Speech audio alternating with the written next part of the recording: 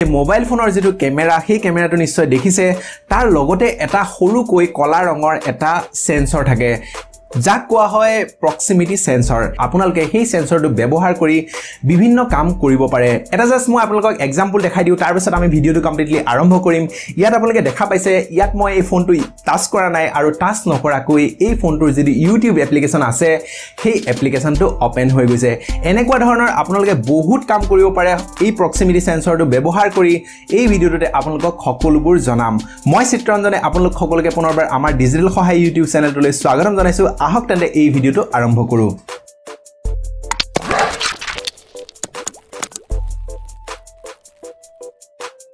প্ৰথমতে আমি চাই লও এই যেটো সেন্সৰ আছে সেন্সৰটোৰ যোগেদি আমি কি কাম কৰিব পাৰো তাৰ পিছত আমি এইটো কেনেকৈ সেটআপ কৰিব পাৰিব আপোনালোকে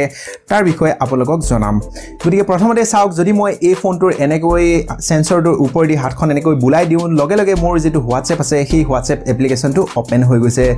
এটো মই ক্লোজ কৰিছো আৰু এতিয়া আপোনালোকক দেখাও বিচাৰিছো মই যদি এনেকৈ দিও তেতিয়া হলে মোৰ YouTube এপ্লিকেশনটো ওপেন হৈ গৈছে এই ফোনটোত আপোনালোকে দেখা পাইছে এই ফোনটোত মই কোনো ধৰণৰ টাচ কৰা নাই আৰু টাচ নকৰাকৈ সকলো এপ্লিকেশন ওপেন হ'ব আৰু লগতে আপুনি চাওক যদি মই সেন্সৰটো যদি এনেকৈ ধৰু তেনে হলে মোৰ যেটো ফেসবুক এপ্লিকেশন আছে ফেসবুক এপ্লিকেশনটো ওপেন হৈ গৈছে এনেকুৱাকৈ আপোনালোকে আপোনালোকৰ মোবাইলত থকা আটাইবোৰ এপ্লিকেশন আপোনালোকে এনেকৈ ওপেন কৰাব পাৰে তাৰ বাবে মাত্ৰ এটা সৰু সেটিং কৰিব লাগিব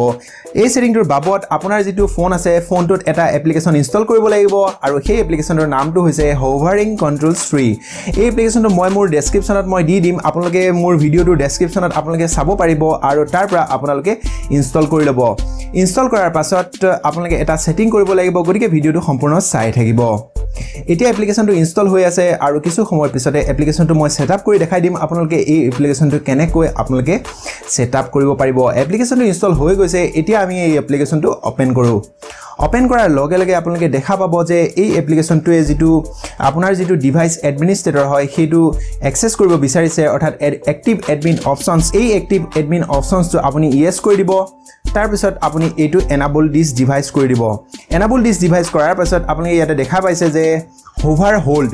আৰু তলত লিখা আছে স্লাইড ওয়ান্স আৰু তাৰ তলত আছে স্লাইড টুৱাইস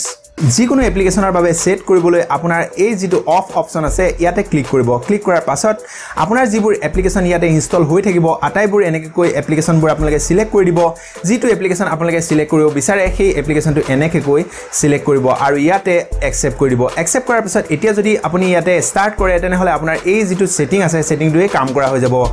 নেক্সট একেদৰে আপুনি এইটো যেটো স্লাইড ওয়ান্সটো সিলেক্ট কৰিব ইয়াতে অন কৰিব আৰু নেক্সট এটো সেট সেট কৰি দিব আপোনাৰ যেটো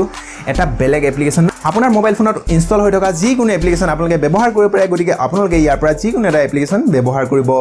এতিয়া আপোনালোকে জাস্ট ইয়াতে স্টাৰ্ট কৰি দিয়ক স্টাৰ্ট কৰিয়াৰ পিছত এই সাৰ্ভিসটো স্টাৰ্ট হৈ গৈছে এতিয়া যদি আপুনি এই সেটিংটো কৰিব পাৰে এতিয়া আপুনি চাওক ইয়াতে যদি এনেকৈ ধৰি ৰাখে তেনে হলে এই যেটো আপোনাৰ ইউটিউব এপ্লিকেশন এই ইউটিউব এপ্লিকেশনটো অন হৈ গৈছে ঠিক তেনেকৈ ইয়াত যদি আপুনি এনেকৈ কৈ দিয়ে তেতিয়া হলে আপোনাৰ যেটো ক্ৰম এপ্লিকেশন সেই ক্ৰম এপ্লিকেশনটো অন হৈ যাব দেখিলে আপোনালোকে ইয়াতে ক্ৰম এপ্লিকেশনটো অন হৈ গল আৰু আপোনালোকে এই সেটিংটোৰ জৰিয়তে বেলেগকো কিবা জাদু শিকাব পাৰিব এনে ধৰণৰ সকলো টেকনলজিৰ ভিডিও পাই থাকিবলৈ চেনেলটো সাবস্ক্ৰাইব কৰি লওক ধন্যবাদ জয় অসম